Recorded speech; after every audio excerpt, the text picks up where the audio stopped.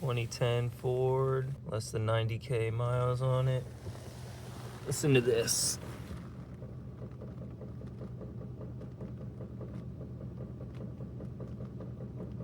Knock, knock, knock, knock, knock, knock, knock, knock, knock, knock, knock, knock, knock. Driver's side.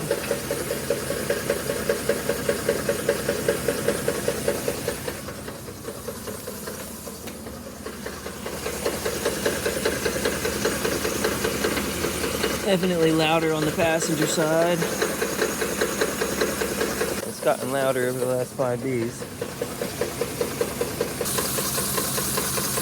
I can feel the vibration if I touch the VCT and the oil cap.